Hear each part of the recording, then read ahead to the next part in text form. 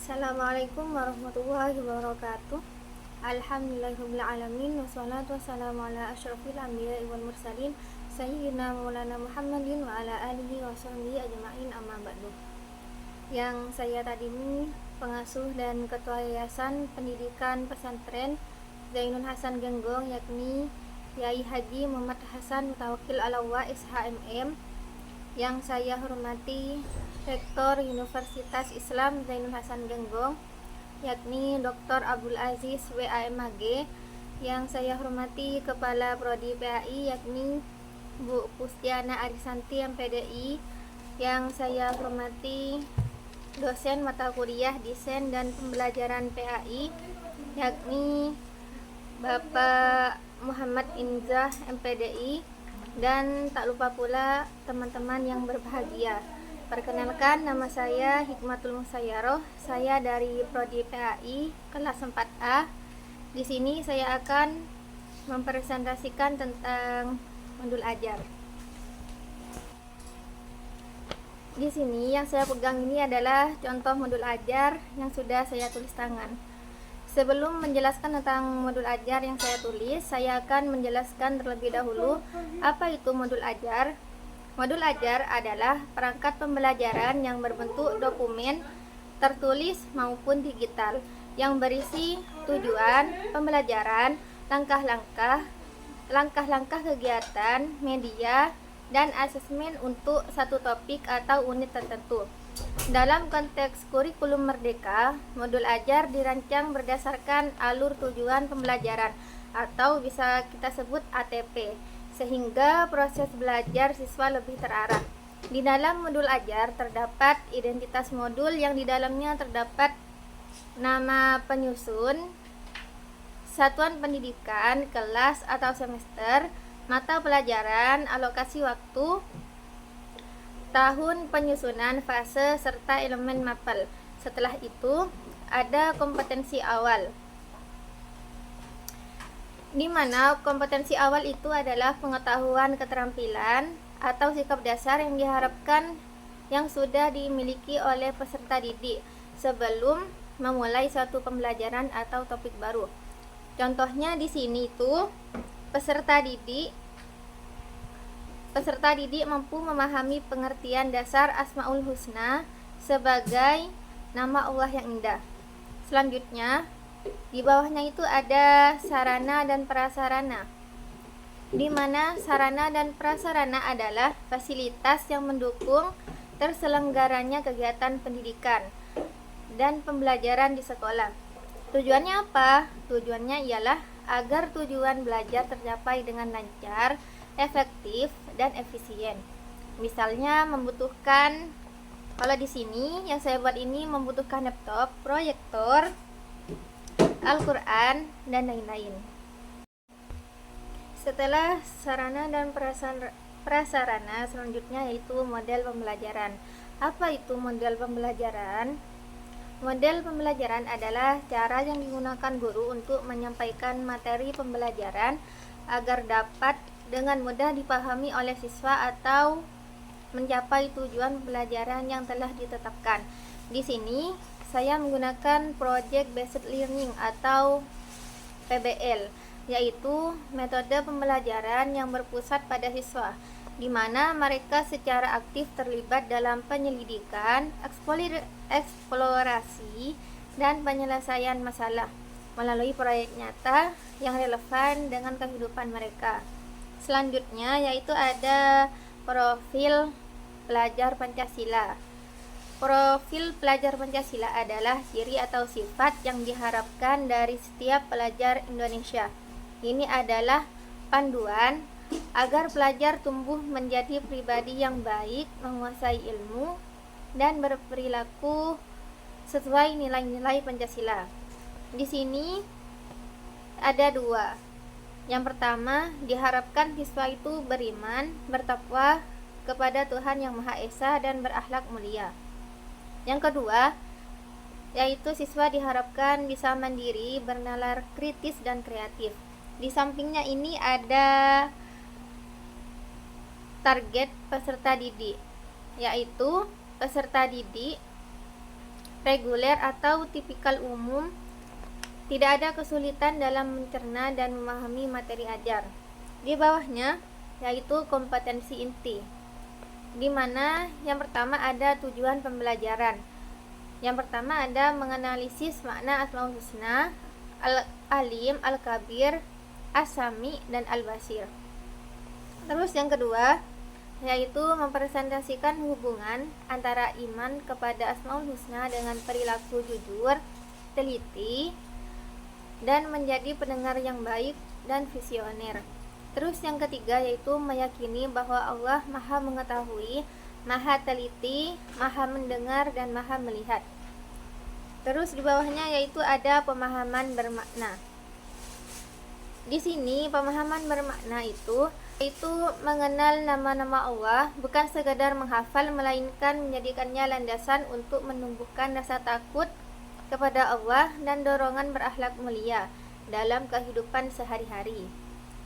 Selanjutnya ada pertanyaan pemantik. Apa pertanyaan pemantik itu? Pertanyaan pemantik adalah pernyataan di awal pembelajaran yang bertujuan untuk membangkitkan rasa ingin tahu siswa. Di sini yang saya pegang ini pertanyaan pemantiknya itu ada dua, yaitu pada pertemuan pertama, jika kalian memiliki kekuatan untuk mengetahui apa yang dipikirkan orang lain, apakah kalian akan tetap berbuat baik? Bagaimana dengan Allah yang sudah mengetahui isi hati kalian tanpa perlu kekuatan tambahan? Terus pada pertemuan kedua di sini, dapatkah seseorang disebut beriman kepada Al-Basir jika ia hanya berbuat baik saat berada di depan orang tua atau guru saja? Nah, setelah mengajukan pertanyaan pemantik, di sini ada kegiatan pembelajaran di dalam kurikulum Merdeka, yaitu yang diawali dengan identitas modul seperti sebelumnya yang terdapat nama penyusun, fase, dan lain-lain. Selanjutnya setelah identitas modul yaitu ada pertemuan pertama, yaitu yang diawali dengan pendahuluan yang berdurasi 10 menit. Yang pertama yaitu guru membuka pelajaran dengan salam dan berdoa bersama. Terus yang kedua, guru mengecek kehadiran serta kesiapan peserta didik. Terus yang ketiga yaitu guru mengatur posisi duduk peserta didik dan mengkondisikan kelas agar proses pembelajaran berlangsung menyenangkan. Dan yang terakhir yaitu guru menyampaikan tujuan pembelajaran dan memberikan motivasi tentang pentingnya mengenai sifat Allah. Setelah itu ada kegiatan inti. Kegiatan inti pembelajaran. Di sini yaitu topiknya mengenal Allah melalui sifat-sifatnya. Pembahasan meneladani Al-Alim dan Al-Kabir, serta menumbuhkan sikap jujur dan integritas diri. Sebelum saya menjelaskan tentang kegiatan inti yang ada di dalam modul ajar ini, saya akan menjelaskan terlebih dahulu tentang materi Asmaul Husna, yang dimulai dengan pengertian Asmaul Husna. Apa itu Asmaul Husna? Asmaul Husna adalah nama-nama Allah yang indah dan baik. Nama-nama itu menunjukkan sifat kesempurnaan Allah Subhanahu wa Ta'ala yang tidak dimiliki oleh makhluknya. Dalam bab ini kita mempelajari ada 4 Asmaul Husna, yaitu Al-Alim, Al-Kabir, As-Sami, dan Al-Basir.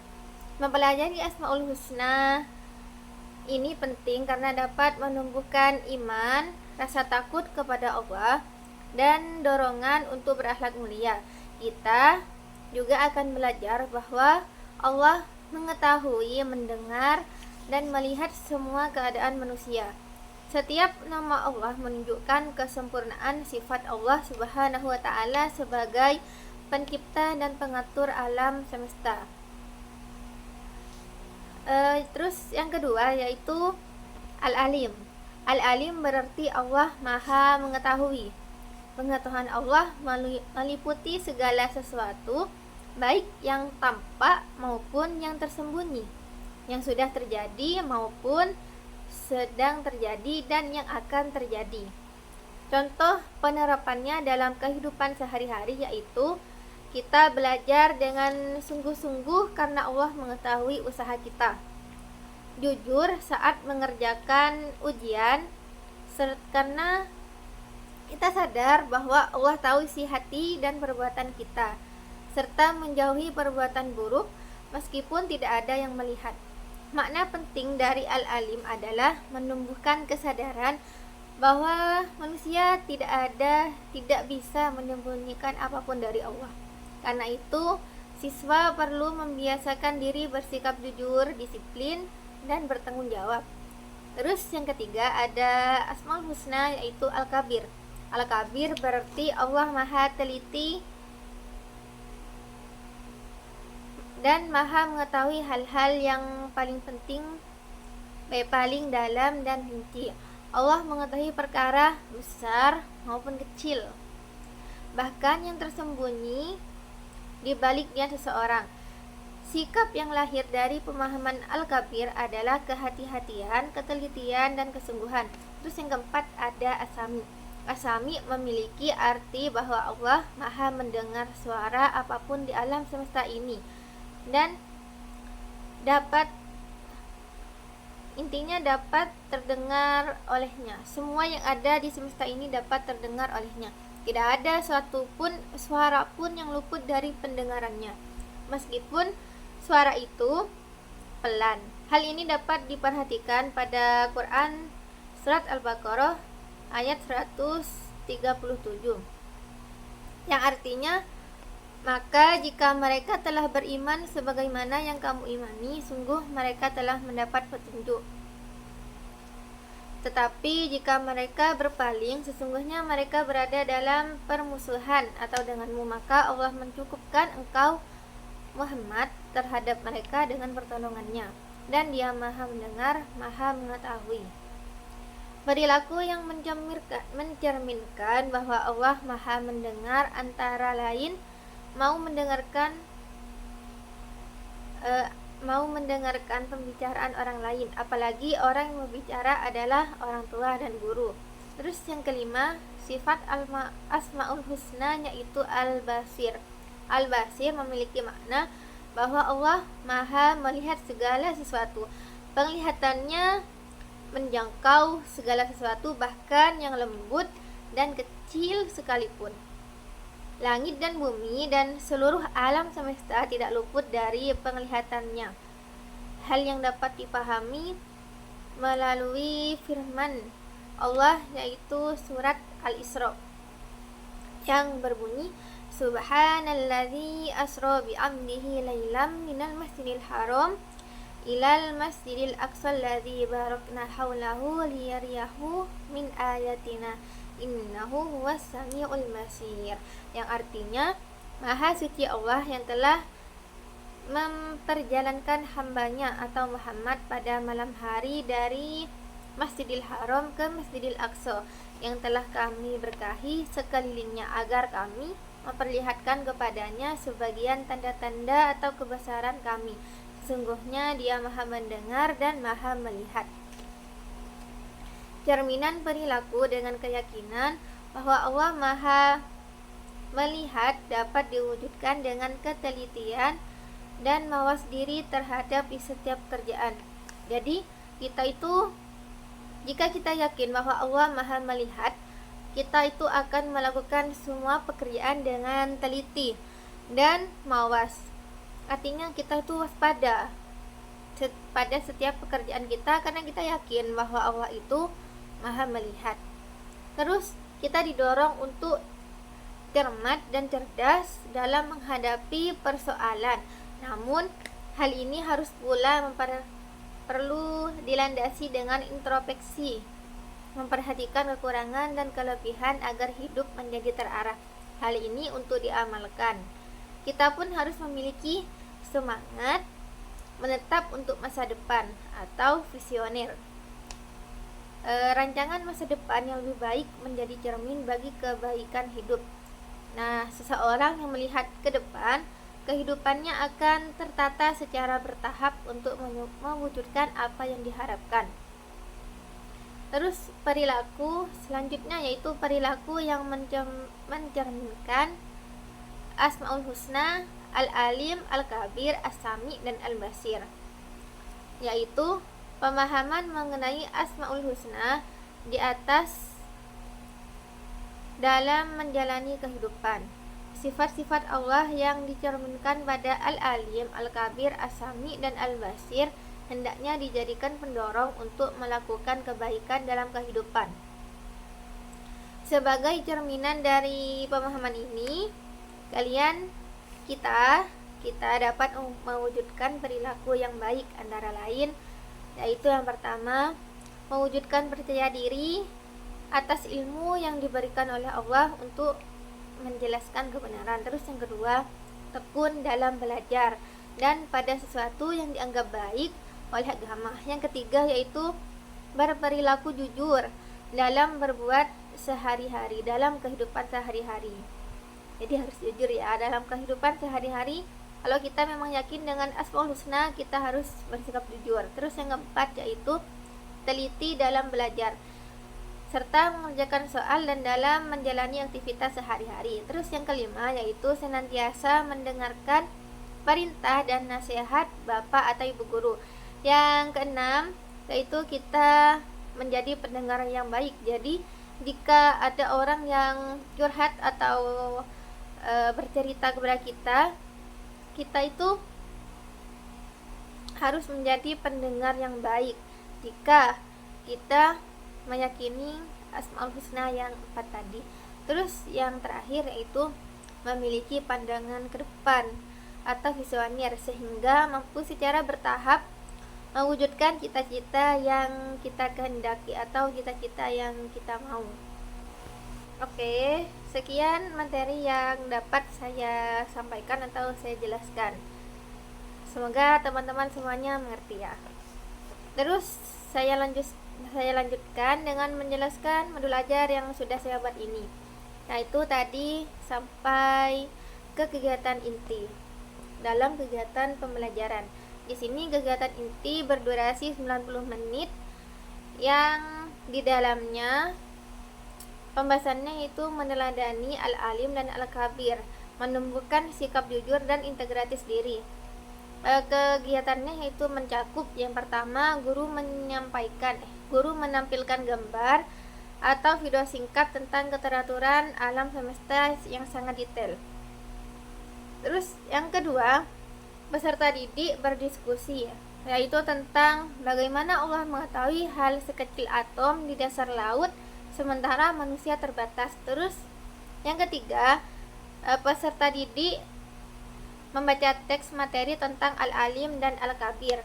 Terus yang keempat yaitu peserta didik dibagi menjadi beberapa kelompok untuk menyusun daftar perilaku jujur atau cerminan Al-Alim dan perilaku teliti atau cerminan dari Al-Kabir di lingkungan sekolah. Terus yang kelima yaitu guru memberikan penguatan mengenai perbedaan antara pengetahuan Allah yang mutlak dan pengetahuan manusia yang terbatas. Terus yang keenam, guru menyimpulkan pentingnya introspeksi diri dalam setiap tindakan. Selanjutnya, setelah kegiatan inti yaitu dilanjutkan dengan penutup yang berdurasi 10 menit. Di kegiatan penutup ini yang pertama yaitu guru dan peserta didik melakukan refleksi atau evaluasi atas pembelajaran yang telah berlangsung. Terus yang kedua yaitu guru memberikan tugas mandiri untuk mengamati perilaku jujur di lingkungan rumah. Terus yang ketiga yaitu kegiatan ditutup dengan doa dan salam. Setelah itu dilanjutkan dengan asesmen atau penilaian. Yang dimulai yang pertama yaitu penilaian sikap. Penilaian ini bertujuan untuk mengukur keyakinan bahwa Allah maha mengetahui, maha teliti, maha mendengar, dan maha melihat. Di sini ada lembar penilaian diri. Instruksinya yaitu tugasnya berilah tanda centang pada kolom yang sesuai dengan keadaan yang kalian sebenarnya. Di sini ada semacam pernyataan. Ada 5 pernyataan. Terus di samping pernyataan itu ada jawaban serta alasan. Jawabannya itu ada SS atau sangat setuju, terus ada S setuju, ada R ragu-ragu, ada TS tidak setuju, dan ada STS atau yang artinya sangat tidak setuju. Pernyataannya ada 5 yang harus diisi dengan jujur. Pernyataan yang pertama yaitu, saya merasa diawasi oleh Allah sehingga saya tidak berani menyontek saat ujian.